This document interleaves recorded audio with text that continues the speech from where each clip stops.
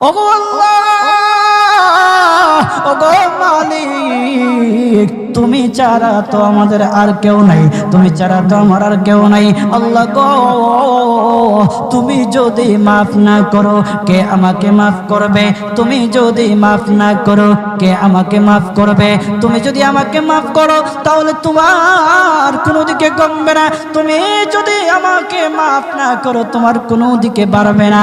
আল্লাহ গো, তুমি আমাকে মাফ করে দাও। সারাটা জীবন অন্যায় কাজ করেছি, সারাটা জীবন নাফরমানি করেছি, আমার কাছে কালেমার দাওয়াত কম আসে নাই, আমার কাছে কালেমার দাওয়াত কম আসে নাই, আমাকে লোকেরা কম বোঝায় নাই। ওগো আল্লাহ, তুমি আমাকে মাফ করে দাও।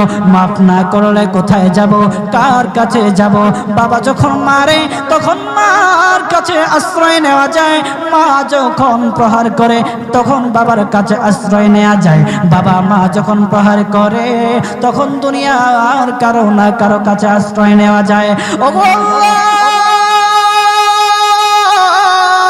ওগো মালিক, তুমি যদি আমাকে মারো, তুমি যদি আমাকে আযাব দাও, ওগো আল্লাহ, কার কাছে যাব, কার কাছে গিয়া মাফ চাইবো? ওগো আল্লাহ, মেহেরবানি করে মাফ করে দাও। এইরকম কান্না করতেছে, কান্না করতেছে, চোখের পানি তার এমন ভাবে পড়তেছে, দাড়ি ভিজতেছে, দাড়ি ভিজে জমিনের মধ্যে চোখের পানি পড়তেছে, কান্না করতেছে। বান্দাটা কান্না করতে করতে করতে করতে আমার আল্লাহর কাছে এমন গ্রহণযোগ্যতা অর্জন করেছে, মহান আল্লাহ রাব্বুল আলামিন তার ডাকে সাড়া দিয়া তার জিন্দেগির সব গুনাহ মাফ করে দিয়েছেন। হযরত মূসা আলাইহিস সালাতু ওয়াস সালামের যুগের ঘটনা। একজন বড় পাপিষ্ট ছিল, জীবনে এমন কোন গুনাহ নাই যে গুনাহ সে করে নাই। তার গুনার প্রতি অতিষ্ঠ হইয়া, মানুষ তার গুনার প্রতি অতিষ্ঠ হইয়া গ্রামের লোকেরা তাকে হাত পা বেঁধে জঙ্গলের মধ্যে ফেলে দিয়ে আসে। জঙ্গলের মধ্যে থাকতে থাকে, কিছুদিন থাকার পর মালাকুল মউত যখন তার সামনে এসে উপস্থিত, এর আগ মুহূর্তে সে বান্দা আল্লাহর কাছে ডেকে ডেকে বলতেছে, ওগো মালিক, তুমি ছাড়া তো আমাদের আর কেউ নাই, তুমি ছাড়া তো আমার আর কেউ নাই। আল্লাহ গো, তুমি যদি মাফ না করো কে আমাকে মাফ করবে? তুমি যদি মাফ না করো কে আমাকে মাফ করবে?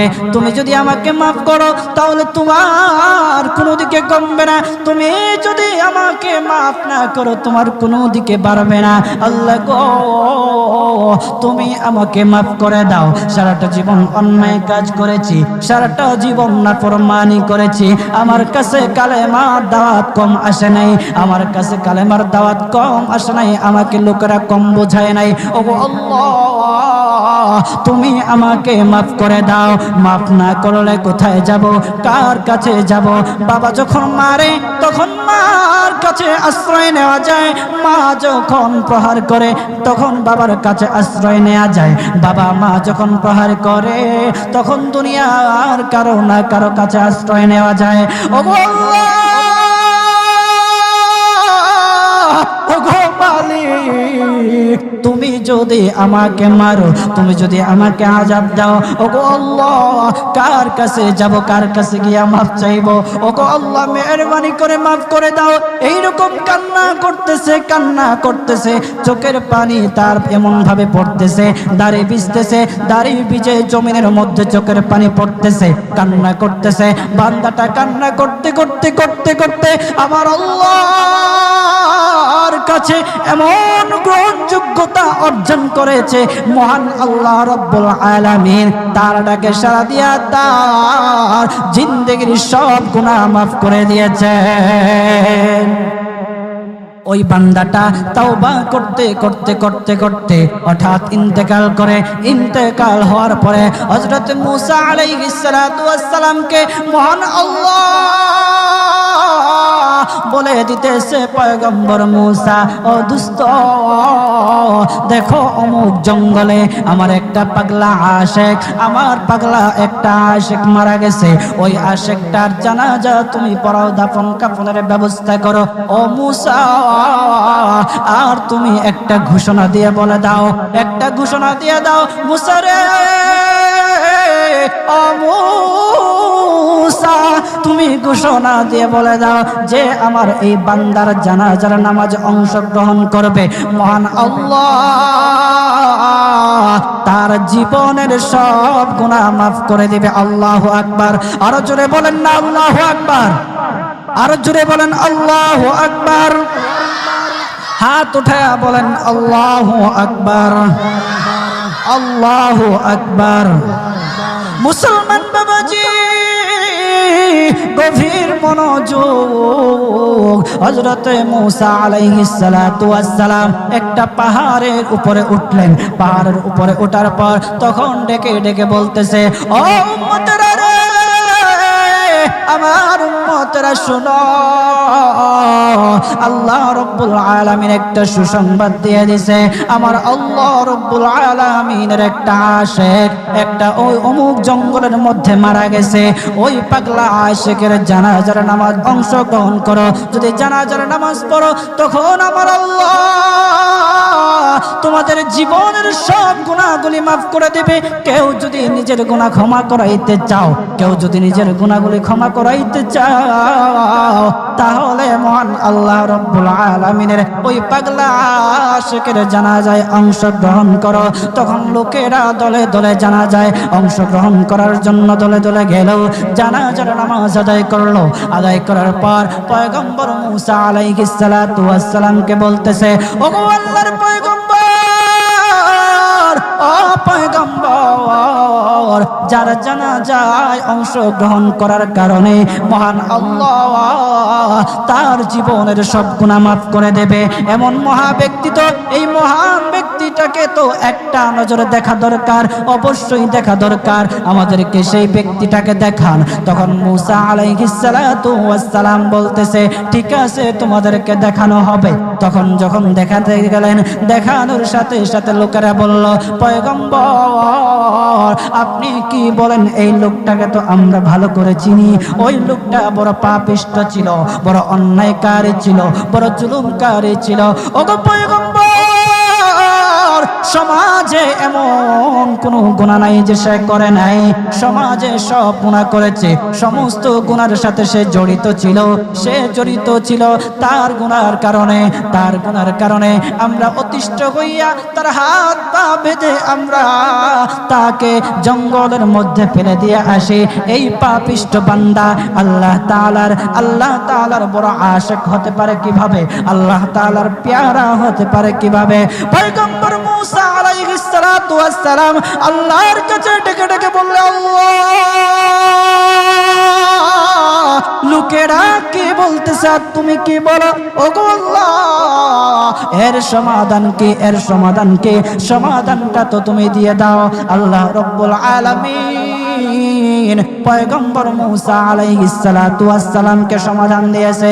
বলতেছে, ও মূসা, দুষ্ট রে, ও দুষ্ট, তারা যা কথা বলেছে, লোকেরা যে কথা বলেছে সত্য বলেছে, আমি আল্লাহ যা বলেছি তাও সত্য বলেছে।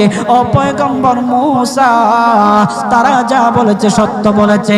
ওই বান্দা বড় পাপিষ্ঠ ছিল, ওই বান্দা বড় অন্যায়কারী ছিল, কিন্তু শেষ বয়সে আইসা তার হাত পা যখন বেঁধে, তার হাত পা বেঁধে যখন লোকেরা জঙ্গলের মধ্যে ফেলে দিয়ে আসলো, তখন সে আমার কাছে এমন ভাবে কান্নাকাটি করা শুরু করে দিয়েছে, এমন ভাবে তওবা করা শুরু করে দিয়েছে।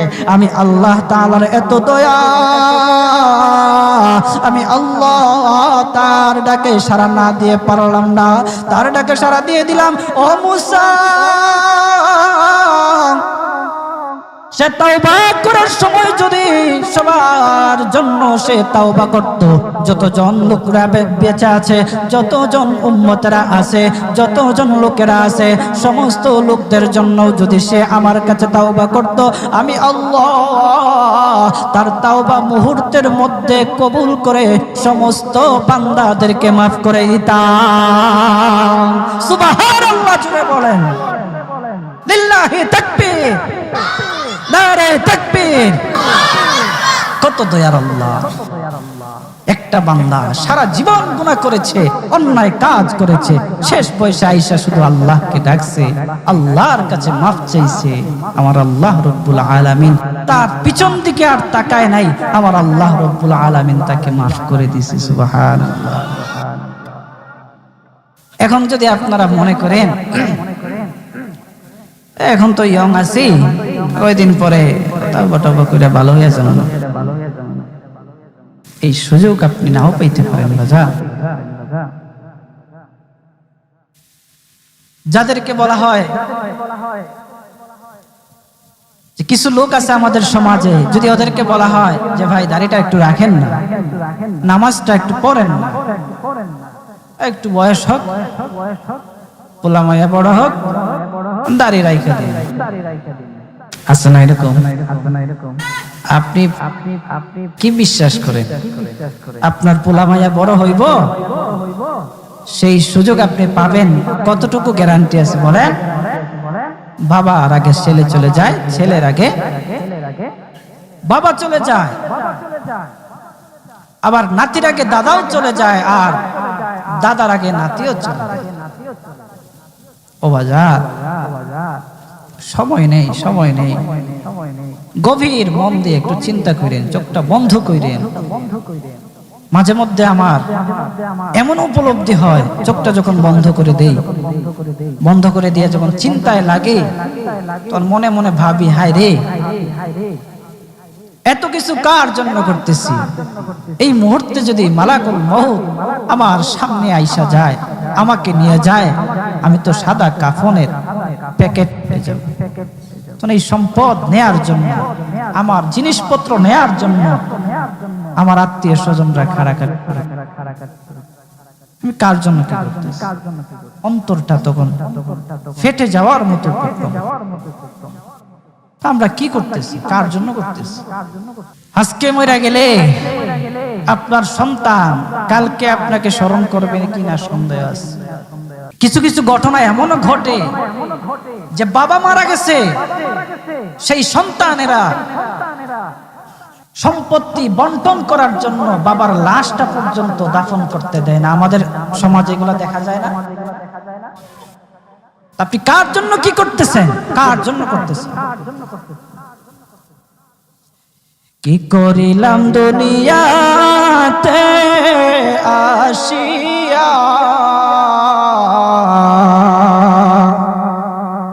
দেখো রে মন চিন্তা করে বসিয়া, বসে বসে চিন্তা করে কি করলাম দুনিয়াতে, কি করলাম। ও বাজার, এই জন্য আল্লাহ রাব্বুল আলামিনের কাছে মাফ চান, তাওবা করেন। আল্লাহ রাব্বুল আলামিন আপনার ডাকে সাড়া দিবে, আপনার তাওবা আল্লাহ রাব্বুল আলামিন কবুল করবে। বান্দা যত গুনাহ করুক না কেন, সব সময় আল্লাহ তাআলার রহমত তার পাশে আছে। এই জন্য বাজান, আমরা যারা আছি, আমরা আল্লাহর কাছে তাওবা করব তো ইনশাআল্লাহ। কথা বলেন না ইনশাআল্লাহ? বলেন, কিপটামি করেন কি লেগে? জোরে বলেন ইনশাআল্লাহ। নবীজি আল্লাহ তাআলা সুসংবাদ জানায়া দিয়েছে, যারা নিজের প্রতি জুলুম করবে, যারা নফসের প্রতি অত্যাচার অন্যায় করবে, তারা আল্লাহর রহমত থেকে নৈরাশ হইয়া না। আল্লাহর নবী গো, আপনি তাদেরকে জানায়া দেন, তারা নফসের প্রতি জুলুম করেছে, অন্যায় কাজ করেছে। ও গো আল্লাহর রাসূল, তাদেরকে আপনি জানায়া দেন, মহান আল্লাহ তারা যত বড় অন্যায় কাজ করুক না কেন, যত বড় নাফরমানি কাজ করুক না কেন, মহান আল্লাহ রব্বুল আলামিনের কাছে বান্দা চাইতে দেরি মহান আল্লাহ তাদের ডাকে সাড়া দিতে দেরি না। মুসলমান বাবাজি গভীর মনোযোগ, ও মানিকগঞ্জের মুসলমান ভাইরা, উক্ত আয়াত আল্লাহ রব্বুল আলামিন আমরা যারা পাপিষ্ঠ আছি, আমরা যারা নফসের গোলামি করতে করতে, অন্যায় কাজ করতে করতে যারা নফসের প্রতি জুলুম করেছি, অন্যায় কাজ করেছি, আমাদের মতো যারা গুনাহগার আছে, আল্লাহ আমাদেরকে সান্ত্বনা দেওয়ার জন্য উক্ত আয়াত খানা নাযিল করেছেন। আল্লাহর নবী মুহাম্মদুর রাসূলুল্লাহ সাল্লাল্লাহু আলাইহি ওয়াসাল্লামের কাছে দুইজন ব্যক্তি আসলো, আয়েশা বলতেছে, হাবিব, আমি শুধু সারা জীবন শুধু মদ খেয়েছি, আমি অন্যায় কাজ করেছি, মদ খেয়েছি, সারা জীবন আমি মদের মধ্যবন্ত ছিলাম, ওগো নবীজি আমাকে কি আল্লাহ রাব্বুল আলামিন মাফ করবে? আমাকে কি আল্লাহ রাব্বুল আলামিন মাফ করে দেবে? আরেকজন ব্যক্তি বলতেছে, হাবিব, ওগো সরদার, ওগো আল্লাহর রাসূল, আমি সারাটা জীবন জিনার কাজে কাটাইলাম, নাফরমানি করলাম, অন্যায় কাজ করলাম, হাবিব আল্লাহ রব্বুল আলামিন কে আমাকে মাফ করবে?